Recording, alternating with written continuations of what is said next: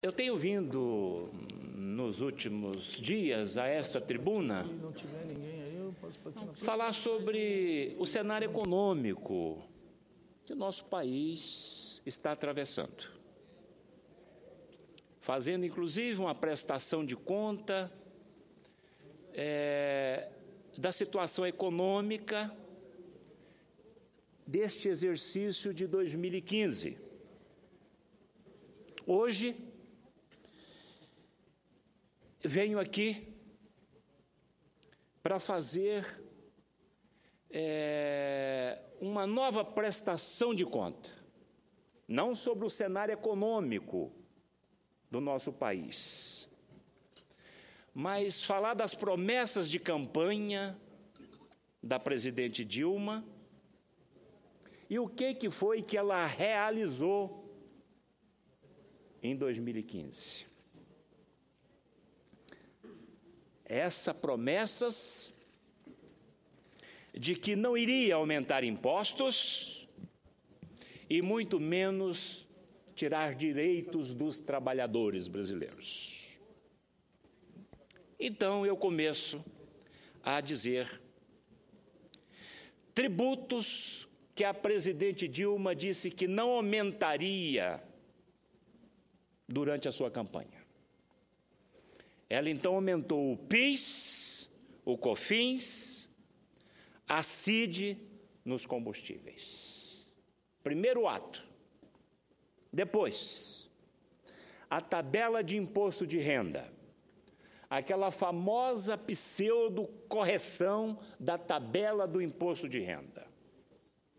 Uma inflação de 8%, e corrige-se uma tabela de imposto de renda fracionada que partiu de 4,5 a 6,5, ou seja, não foi uma correção na tabela de imposto de renda, e sim um aumento no imposto de renda das pessoas físicas. O PIS/COFINS em importação, aumentou o PIS/COFINS nas importações. Redução do reintegra das exportações de 3% para 1%. Isso aqui são as ações que o governo disse que não iria fazer e fez. E eu continuo. IOF. Aumentou-se o IOF. Aumentou-se o IPI nos cosméticos. Energia elétrica, em 2014, precisava ganhar a eleição. Cadeia nacional, presidente Dilma disse: vamos reduzir a tarifa da energia elétrica em até 32%, se não me falha a memória, e pode consumir, povo brasileiro. E o desastre aconteceu. Então, este ano, só o aumento da tarifa já ultrapassou os 40%. Transporte, aumentou as tarifas do transporte urbano. Agora, por último, a desoneração da folha de pagamento, ou melhor, a reoneração da folha de pagamento. O presidente Dilma, então, disse que não aumentaria impostos. Foram somente esses impostos que ela acabou de criar. Corte nos direitos trabalhistas. Restringiu a pensão por morte e o auxílio-doença. Não ia tirar direito do trabalhador. Restringiu o acesso ao seguro-desemprego. Restringiu o acesso ao abono salarial. Restringiu o acesso ao seguro-defeso para os pescadores artesanais. O governo dificulta o acesso ao FIES, aumentando a taxa de juro de 3,4 para 6,5. E hoje, então, nós temos um novo aumento. O aumento do botijão de gás de cozinha, que deve aumentar em torno de 15%. Este é o lamentável acontecimento e decisões que este governo tomou, dizendo, senador, que não iria tirar direito dos trabalhadores e não iria aumentar impostos. Por que não restringiu o seguro-desemprego em 2014? Por que pegou o seguro, o FIES, em 2013, que eu sempre repito, que gastou 6 bilhões e pouco, e em 2014 gastou 13 bilhões e 700. Por que não fez essa correção em 2014? O abono salarial, por que não disse que iria restringir o acesso ao abono salarial? O Pronatec, que a gente nem ouve mais falar sobre o Pronatec. Mas foi exatamente em cima destes programas mal administrados, e digo mais, irresponsavelmente administrado, que a presidente Dilma ganhou a eleição. Hoje, uma taxa Selic de 14,25. E esse cenário econômico, eu venho falando sobre ele aqui sempre. Esse déficit primário deste ano, que o governo mandou para cá de 2015, dizendo que nós teríamos um superávit de 66 bilhões, nós vamos ter um déficit acima de 20 bilhões, senhor presidente. Porque somente agora nós já atingimos 9 bilhões de déficit primário este ano. Neste ano de 2015, o Brasil deve fechar com um déficit acima de 20 bilhões. E para 2016, o governo já enviou ao Congresso Nacional, dizendo, Congresso, agora você se vira aí. Apresentando um déficit primário de 30 bilhões,5. Interessante isso aqui. Vamos raciocinar uma empresa que quer atrair investidores, uma empresa que quer vender as suas ações, uma empresa que quer crescer. De repente, ela apresenta no seu balanço que o ano seguinte ela vai ter um prejuízo de 30 bilhões,5. A pergunta é muito simples. Quem é que vai ter coragem de investir nesta empresa?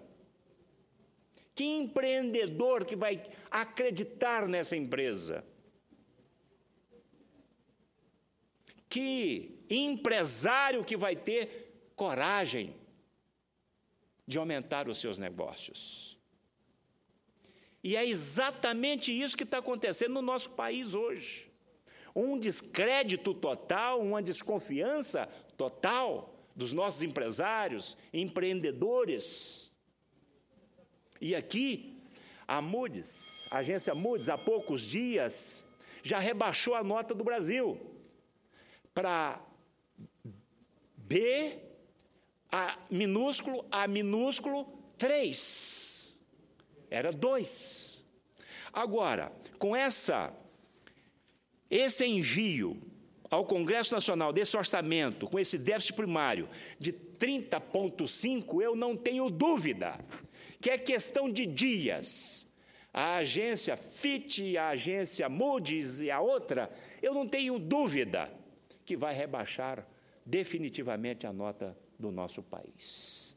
Aí sim, aí o nosso país, então, economicamente vai ao fundo do poço. Esse país tão rico e tão grandioso que eu tenho dito sempre, mas por falta de responsabilidade e de competência, colocou o povo brasileiro, a nossa economia, a nossa credibilidade, a nossa moral lamentavelmente, numa vala que eu não sei quando é que nós vamos sair dela. E nesse cenário, só poderia acontecer, senhor presidente, o seguro-desemprego. Desculpa, só poderia acontecer o desemprego. Diante de tudo isso que eu disse, o desemprego, que esse governo ainda não se ateve ao seguro-desemprego. Tem aí uma pesquisa com uma metodologia totalmente errada, que diz que o desemprego é 8,4. Isso não é verdadeiro, e eu tenho pedido aqui, eu tenho solicitado aqui nessa tribuna, que se eu tiver enganado, que alguém me corrija, por favor. Tudo isto que está acontecendo vai desencadear, vai morrer numa coisa chamada desemprego nesse país. E para se ter uma noção, senhor presidente, agora, por último, o PEA, a População Economicamente Ativa, o PEA, disse que nós temos 101 milhões de brasileiros aptos ao trabalho. E o governo, então, diz que o desemprego hoje no país, senador Medeiros, é de 8,3, de acordo com o PNAD contínua, que é outra metodologia errada, mas melhor do que o PME. Pois bem, então esses 8,3 representa 8 milhões e 400 mil pessoas. Aí eu volto a falar sobre os nem, aqueles que nem estudam e nem trabalham, e não faz parte da estatística. O IBGE diz que são 10 milhões de jovens de 18 a 29 anos. Aí vem o seguro-desemprego, que o IBGE disse que nós temos 9 milhões e 300 mil no seguro-desemprego, que também não faz parte dessa estatística. Também, senador Medeiros, os desalentados, aqueles que têm formação, que têm carteira assinada, que procuraram emprego, mas durante 30 dias não encontraram emprego, sai da estatística e aparece como desalentados. Mais 2 milhões e 100. Ou seja, somando os 8 milhões e 400, mais 10 milhões, mais 9 milhões e 300, mais os 2 milhões e 100, isso é igual a 29 milhões e 800 mil trabalhadores desempregados no Brasil. Isso representa, então, 29,50 do PEA.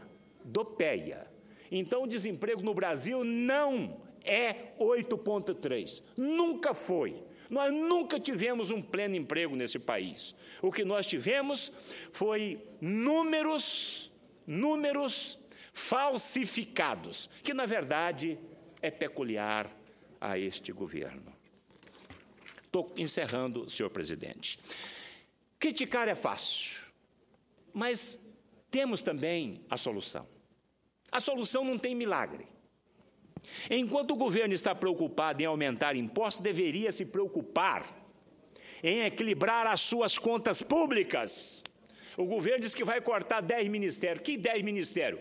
Quais são esses ministérios? Vai diminuir 1.000 cargos comissionados. O Brasil tem 26 mil cargos comissionados, com 200 e poucos milhões de brasileiros. O americano tem 300 milhões de americanos, com 6.500 cargos comissionados.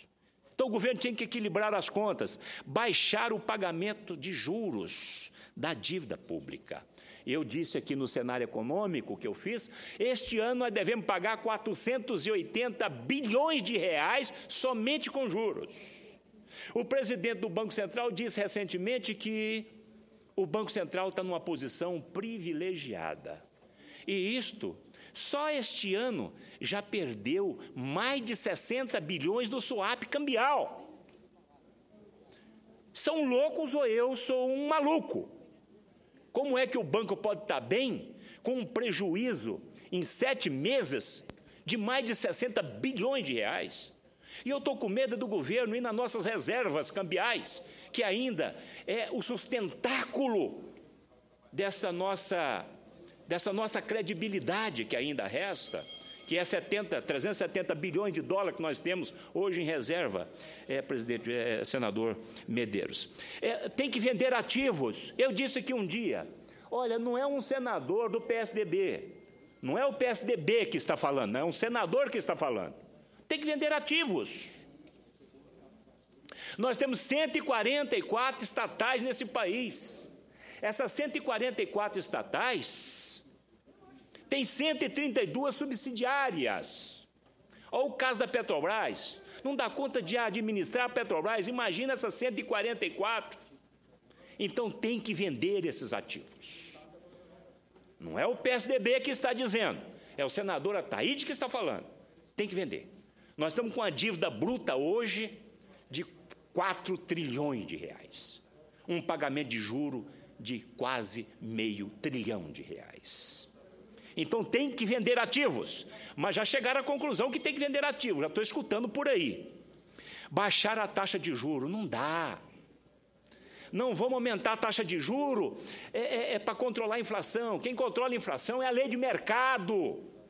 Se o tomate está caro, chama o produtor e fala para ele produzir mais tomate, ele botar mais tomate na prateleira, que eu quero ver se esse preço não abaixa. E aí, incentivar os nossos produtores e a nossa indústria. Passa a palavra, senador Medeiros, com todo prazer à parte. Senador Ataíde, só para lembrar, quando Vossa Excelência falou sobre o presidente do Banco Central, antes de ontem saiu uma matéria que ele dizendo que, na verdade, essa política cambial deu lucro para o país. Então, era só para contribuir com o seu pronunciamento. Obrigado, senador Medeiros. O Banco Central era 7 contratos de swap cambial que ele mantinha. Agora, por último, então, resolveu colocar os 11 contratos do swap cambial no mercado. O prejuízo com o swap cambial deve chegar a algo em torno de 110 bilhões este ano, se o presidente do Banco Central continuar nesta linha de intervir neste dólar. Então, é uma barbaridade você ouvir isso do presidente do banco. E eu já disse que esse presidente do Banco Central, há 4 anos, prometendo cumprir uma meta fiscal de 4,5, até hoje ele não conseguiu cumprir essa meta. Precisamos de uma reforma tributária, trabalhista, e nós precisamos incentivar a agricultura familiar. Senhor presidente, muito obrigado pela atenção e pelo tempo excedido.